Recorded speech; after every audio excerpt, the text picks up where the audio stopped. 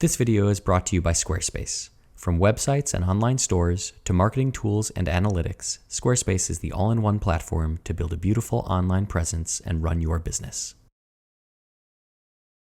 Our project begins today, not at the beginning, but at the end, with the retouching phase. After much work stabilizing a very heavily damaged painting with lots of losses, we are now faced with the question of how to put it back together. How to complete this image where so much has been lost. As often is the case with any complicated, difficult, and long-term project, the answer is slowly, with patience and care and attention. And so, over the past several months, I have been chipping away at this retouching. Starting off with the browns in the background, working every day for an hour or so, perhaps longer when my attention can be held, to slowly remove all of that damage, to add paint where paint is lost and reintegrate the background. This is not terribly complicated. There is no content to recreate, no forms, no imagery to mimic. It's just brown. But in its simplicity, it's difficult.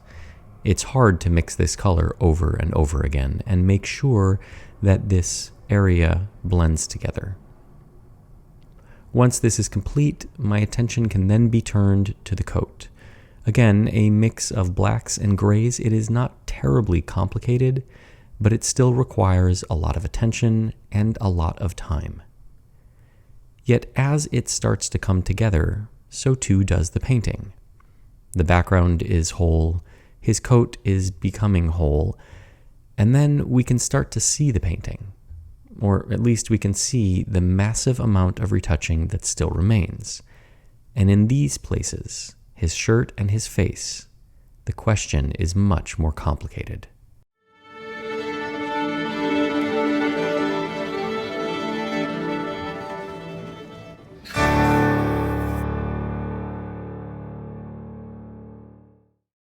So I begin slowly adding paint where the paint is lost, working to reintegrate this image, giving myself a base to work from. This is no more complicated, no more difficult, but also no more easy than any of the other retouching projects I've had with massive losses. And so I am glad that this is not my first go-around, because I know how to tackle things like this. I'm going to start laying out what I believe to be the shirt, and then slowly work to reintegrate it, adding what was lost.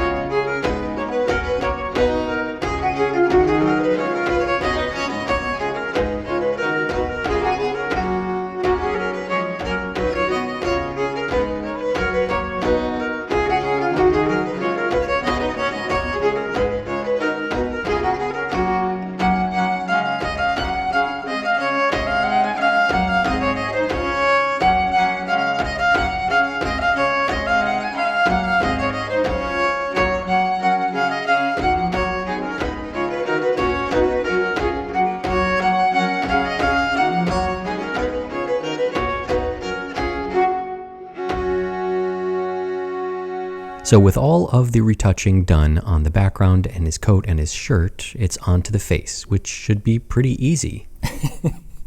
Easy for you to say. You didn't have to do any of the work. No, you're right. It was relatively easy. You see, the owners of the piece were able to provide me with a photograph of the painting prior to damage. But this photograph is relatively old. It's about 25 years old, and it's low resolution. Not to mention, it's of a dirty painting. So while it was sufficient in using it as a resource for the background, his coat, and his shirt, I'm not sure that I can use it as a jumping off point for the face, which is obviously the most important part of the painting. So what are you going to do? Use something like generative AI? No, not exactly. I don't think generative AI is quite ready. Why? It's super cool.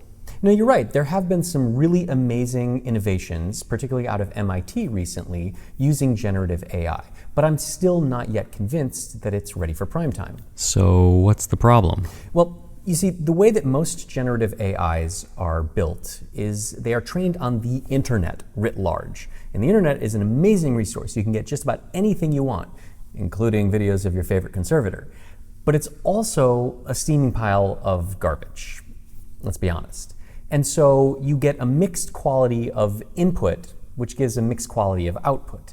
You get images that are relevant and images that are irrelevant. You get good quality and bad quality. Not to mention, it all goes into a blender, gets ground up, and then processed through an algorithm, and then you get a result. And we have no idea what's going on with that algorithm. That's proprietary intellectual property, and the companies aren't divulging how their algorithm works. Yikes, that seems like a problem. Is that it? Well, there's also an additional problem with generative AIs. You see, they're thieves. They take anything available on the internet without permission.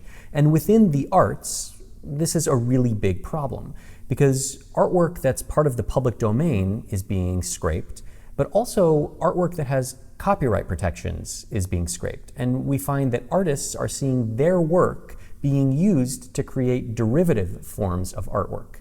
And they're not being credited or compensated. And that's theft of intellectual property, the exact thing that the AI companies are protecting for themselves, but exploiting when it comes to other people. So that's really problematic. Got it. So AI is garbage. No, not all AIs are trash. And I do think that eventually AI within the art conservation space will be a really useful tool. And to that end, I have started developing an AI for conservators with a group of computer programmers and physicists. And this AI is a little different in that it requires the conservator to create the data set on which the AI is trained. So for this painting, I could, let's say, take 100 or 200 images of portraits of men, middle-aged, from America, 1750 to 1850, with black coats, white shirts in three-quarter view, and plug those into the AI, ensuring that we have a controlled and relevant data set, eliminating a lot of the noise. We're not going to get images of kings from England in 1500, and we're not going to get modern-day portraits of people from Tokyo. So we have a controlled data set going in. And also, we can control that none of the images being used are stolen. No intellectual property rights are being violated. So we have a clean data set as well. And that allows us to have better control of what comes out. And of course, the algorithm will be open source and vetted by other conservators and computer programmers. So there won't be any black box funny business going on. Cool. So you're going to use that then, right? Well, if it were only that easy. It's hard to build these things, and everybody who's working on this has a day job, so it's going to take a little while, but I will keep everybody posted on that. Okay, but we still have a missing face. Yeah, we still do have a problem. But remember a minute ago I mentioned that I was working with some physicists? Well, we have some tricks up our sleeve.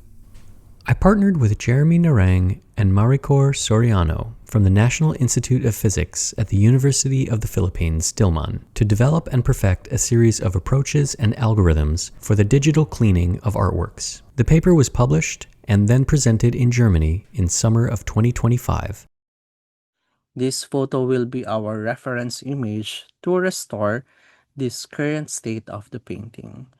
Our plan is simple. We take the good parts from the reference image and use them to patch up the bad parts on the damaged one. It's kind of like giving the painting a digital band-aid. But it's not as straightforward or as easy as copy-paste because the two images actually look different.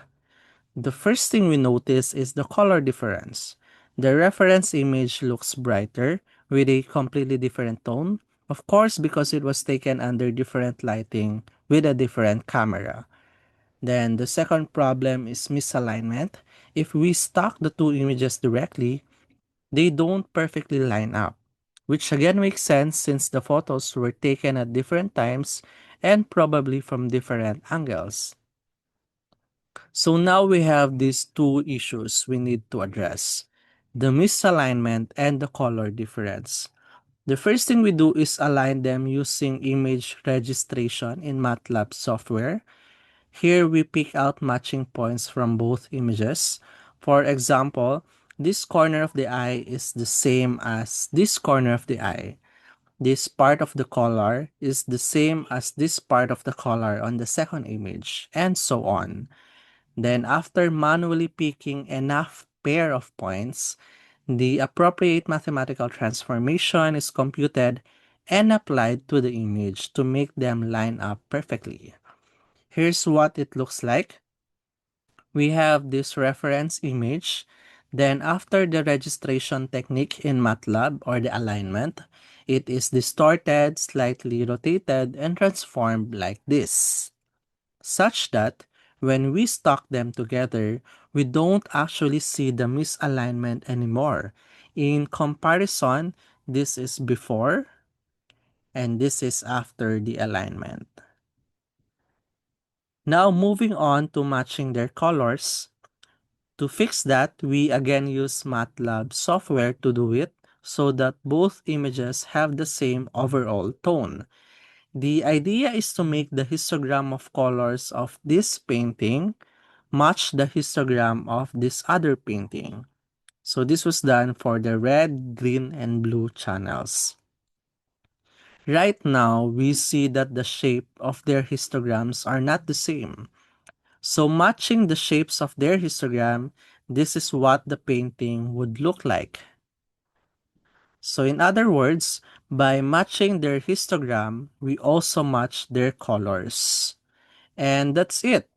This was done entirely using image processing techniques, and no AI was used during the process, just plain old image processing techniques.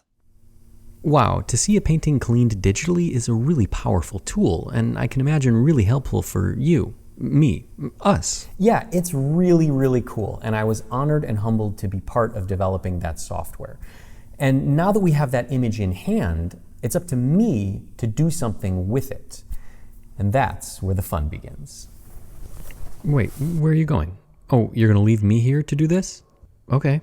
Well, while we may have mixed feelings about generative AI in art, there are some places where AI is really, really helpful. Like when you need a little assist with your website. Squarespace's new AI engine isn't going to build your website for you, but what it can do is take your copy and lengthen it. Or if it's too long, it can shorten it and make it more dynamic. It can also take input from you and guidance on the tone and create text for you to start with. But Squarespace's tools don't end there. They have a fluid engine which allows you to design and build your website with drag and drop technology. No more code, no more fussy editors. Simply drag what you want, edit it, move it around, add things, change them, make them look how you like, and there's your website. How cool is that? So head over to squarespace.com for a free trial, and when you're ready to launch, go to squarespace.com/Baumgartner to save 10% off your first purchase of a website or domain. The first step for me is taking the image that Jeremy provided to me. This is the original prior to all of the damage, but cleaned using his software, and bring that into some photo manipulation and editing software. On top of that, I will overlay a photo of the painting as it currently exists with all of the losses. Using that software, I will isolate those losses, selecting only the areas where there is no paint, and turn that into a solid shape. Just to see, I will overlay this shape on the original painting, and we can see just how jarring it is, just how much loss there really is. Sometimes it's hard to see when it's just white. And if it wasn't clear how much retouching needs to be done and how much important retouching needs to be done, here is what I would need to recreate. But this is not where we end. I'll return to the image with the mask on top of it, and then I will add on top of this a few registration marks, because I'm going to need to find a way to register both the original image and this mask for later on. I can then remove the original and see the mask with all of the registration marks. And I will then export this to another piece of software where I will turn this solid shape into an outline. This file will be saved and exported for a next step, which happens later on. I'll return back to my image with the registration marks, and this will now get printed so that we can use it in the real world on the painting.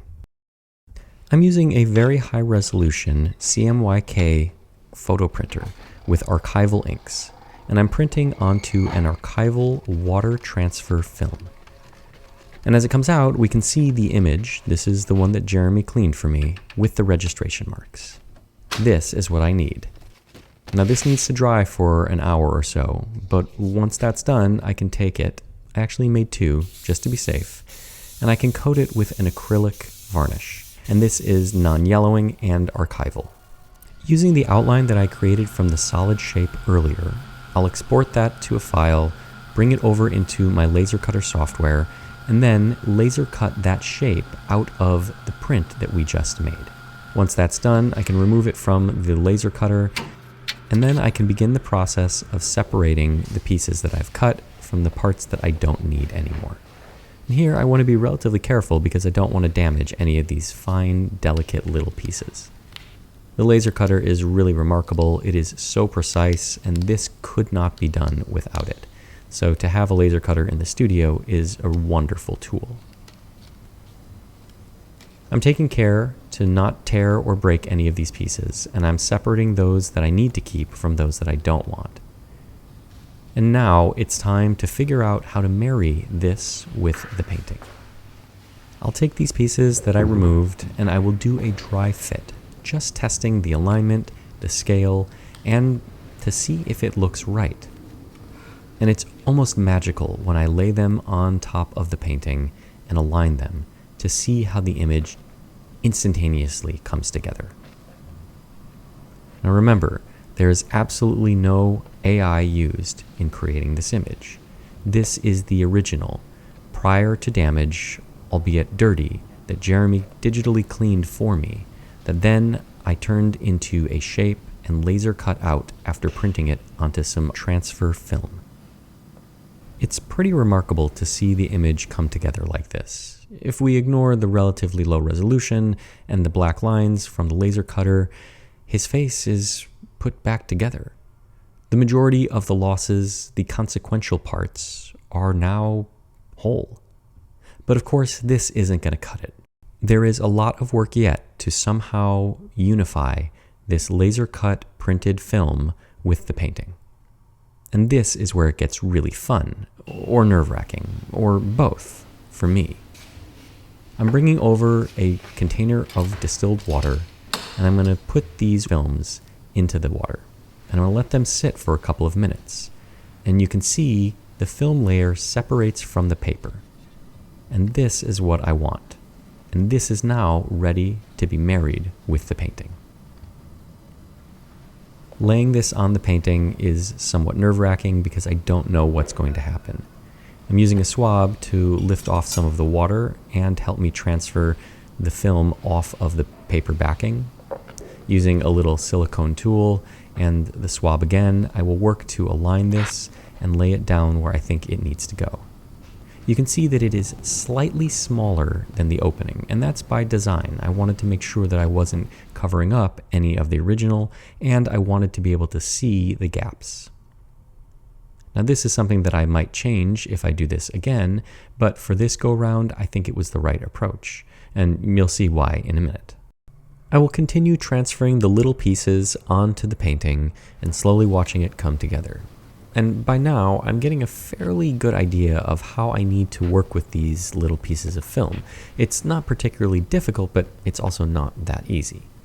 When it comes to the massive piece, well, this is where it gets a little bit more complicated. The small ones kind of slid off relatively easy, but this one is much harder to move without tearing it. This film is so incredibly thin. It's fairly robust, but also delicate, in that there are so many small little overhangs that can get caught up, folded under, and just tangled. So this is proving to be a little bit more difficult and frustrating. And eventually I just decide to go full send, lift it up, and lay it down. And that works. Sometimes full send is the answer.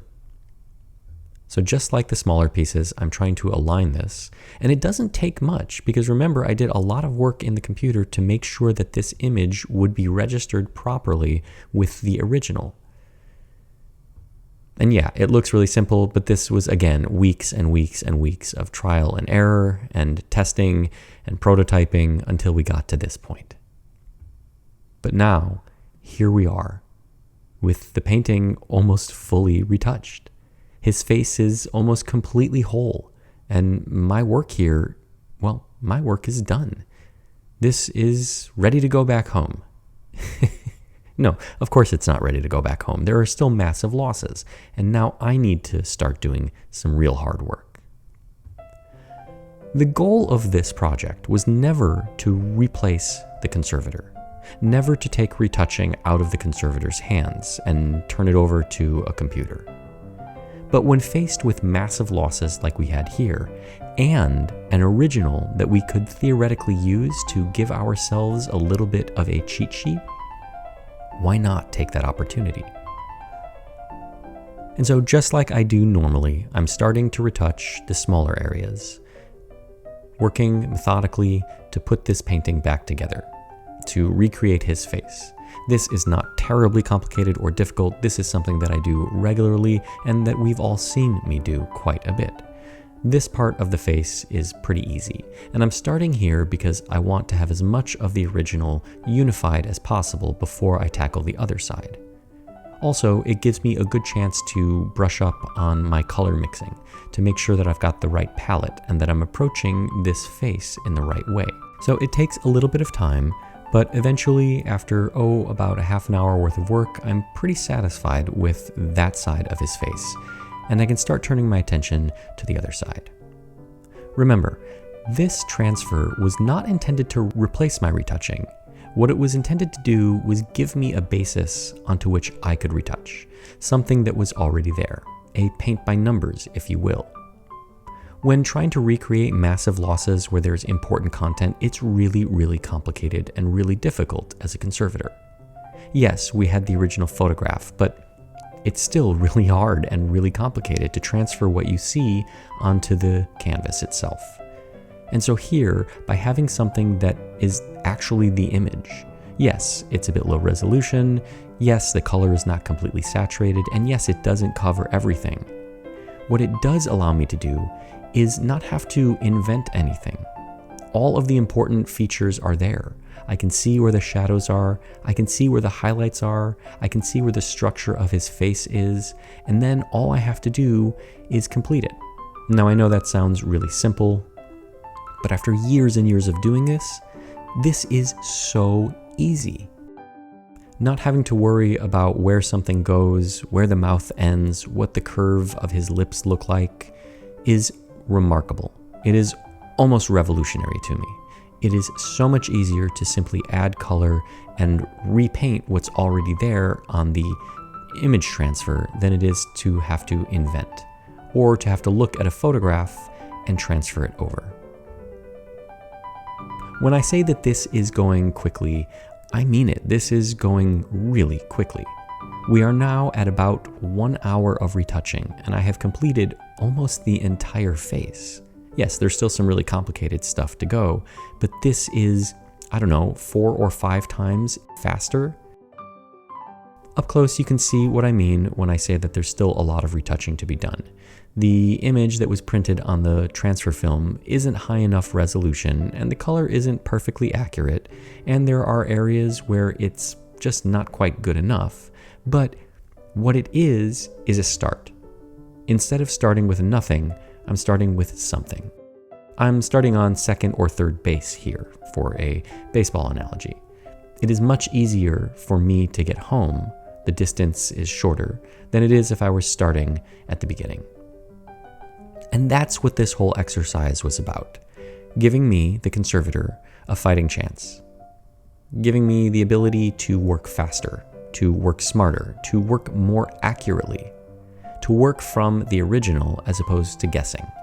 Because one thing that we as conservators try very hard to do is remove or eliminate, or at least mitigate, any editorial decisions we may make, to limit our implicit bias, so that we don't say, oh, make his lips a little bit redder, or give him a smile instead of a frown, or change the curve of his nose because, well, it's more handsome. That's something that we try very hard to not do. But when faced with massive losses on a face like this, well, that stuff happens. We are all human after all. But this process seems to eliminate some of that. As I'm doing this retouching, I am relatively free from having to make decisions other than that of color. I know where the lips go. I can see them.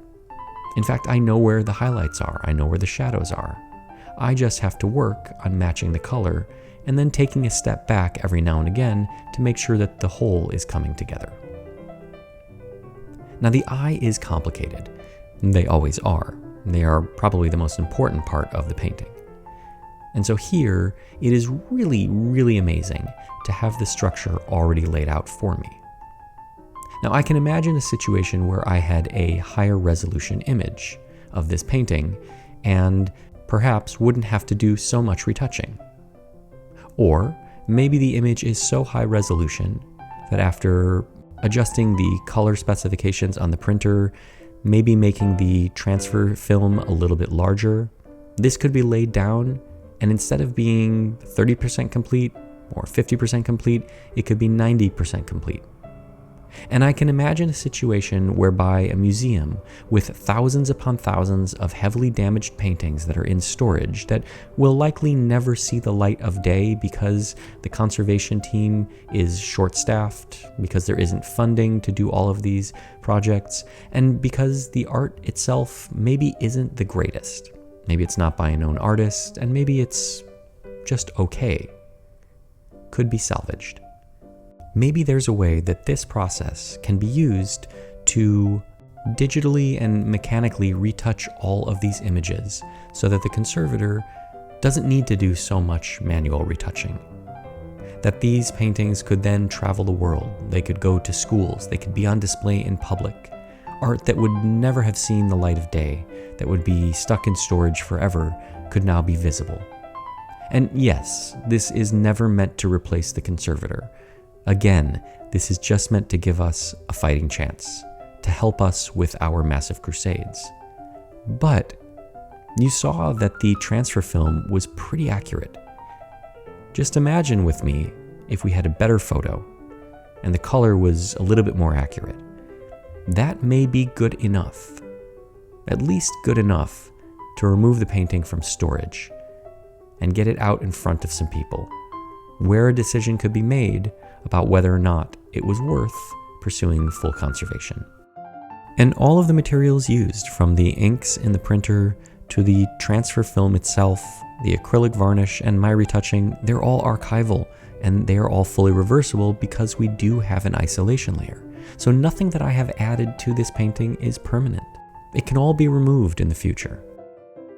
And now, as I start to complete the massive round of retouching, reaching about 2.5 hours, I can say that this, done in one sitting, would have taken me multiple passes, multiple days, if not weeks, to do all of this work. So for that reason alone, this process is kind of revolutionary. But of course, the proof is in the final product. And if the painting doesn't look right, there is no amount of cool technology, cool algorithms, unique processes that will matter. So as I wrap up my retouching on this eye, Judgment Day is following, and we'll just have to see how this has all come together. From a painting that was so catastrophically damaged and had so much of its important content missing, to one that is, well, complete. This has been a remarkable process. It has required so many new steps, so much new technology, so many people helping, that it is amazing. The face, which was really just part of a face, came together almost instantly once that transfer film was applied. And then with a relatively short course of traditional retouching, the image came together and the painting looks complete. One of the things we try to do in the studio is look for new ways of working, whether that be a material or a process that allows us to be more accurate, faster, more economical, and ultimately deliver a better product to our clients. And while I'm not sure that this is the end of this process, it is certainly the beginning, and we will keep working to refine it until we're satisfied completely with how it works and the results it delivers to us. And if we take a look at the original compared with my completed restoration, I don't think that there's any way to understand this as anything but a radical success and a massive leap in conservation itself.